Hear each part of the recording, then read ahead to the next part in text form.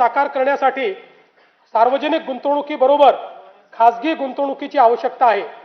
त्याकरिता महाराष्ट्र सार्वजनिक खासगी भागीदारी धोरणास मान्यता देण्यात आली आहे। या धोरणामुळे राज्यातील पायाभूत सुविधांच्या विकासासाठी मोठ्या प्रमाणावर भांडवल उपलब्ध होऊन अर्थव्यवस्थेला गती मिळेल।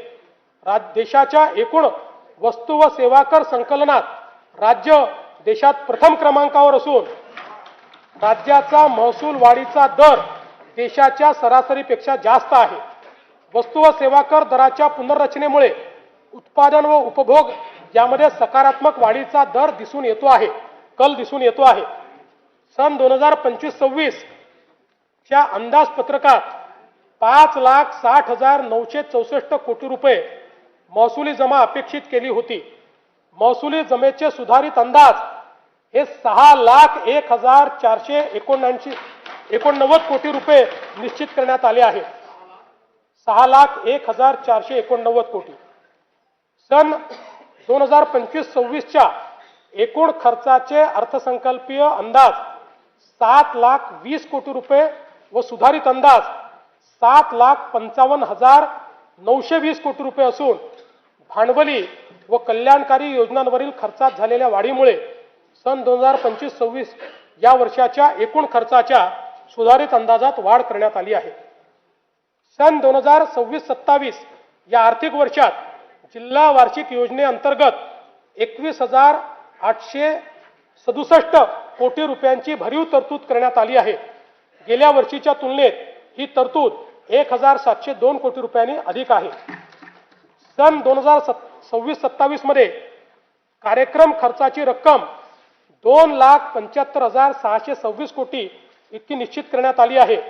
त्यामध्ये अनुसूचित जाती घटक कार्यक्रमासाठी 23,150 कोटी रुपये तर आदिवासी घटक कार्यक्रमाकरता 21,723 कोटी रुपये इतक्या नियत व्ययाचा समावेश आहे। सन 2026-27 च्या अर्थसंकल्पामध्ये एकूण खर्चासाठी 7,69,467 कोटी रुपयांची तरतूद केली आहे। सन 2026-27 च्या अर्थसंकल्पामध्ये महसुली जमा 6,16,099 कोटी रुपये तर महसुली खर्च 6,56,651 कोटी रुपये अंदाजित केला आहे। परिणामी 40,552 कोटी रुपये अंदाजित तूट येत आहे। राजकोषीय सुधारणांमध्ये राज्य नेहमीच अग्रेसर राहिला आहे। राजकोषीय उत्तरदायित्व व वित्तीय व्यवस्थापन कायद्यानुसार राजकोषीय तूट स्थूल राज्य उत्पन्नाच्या 3% कमी ठेवण्यात यंदाही शासन यशस्वी ठरले आहे। तसेच राज्याची महसुली तूट ही देखील सातत्याने स्थूल राज्य उत्पन्नाच्या 1% कमीच राहिलेली आहे। सन 2026-27 ची राजकोषीय तूट 1,50,491 कोटी रुपये आहे। यानंतर मी अर्थसंकल्पाच्या भाग 2 कडे वळतो। माननीय अध्यक्ष महोदय, आता मी अर्थसंकल्पाचा भाग 2 माननीय सभागृहासमोर सादर करीत आहे। सन 2025-26 या आर्थिक वर्षासाठी राज्याचा स्वतःचा कर महसुलाचा सुधारित अंदाज रुपये 4,09,593 कोटी आहे। सन 2026-27 या आर्थिक वर्षात राज्याच्या स्वतःच्या कर महसुलाचे अर्थसंकल्पीय उद्दिष्ट 4,15,653 कोटी एवढे निश्चित करण्यात आले आहे।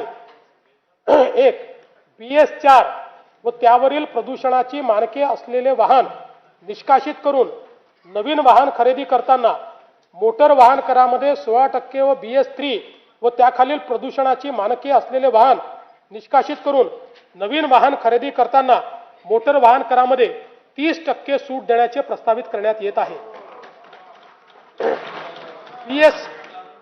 BS4 व त्याखालील वायू प्रदूषणाची मानके असलेल्या परिवहनेतर खासगी संवर्गातील वाहनांच्या पर्यावरण करामध्ये दुचाकी वाहनांवर रुपये 2,000 वरनं रुपये 4,000, हलके मोटर वाहन पेट्रोल कार यावर 3,000 वरनं रुपये 6,000 व हलके मोटर वाहन डिझेल कार यावर रुपये 3,500 वरनं रुपये 7,000 एवढी वाढ करण्याचे प्रस्तावित करण्यात आले आहे।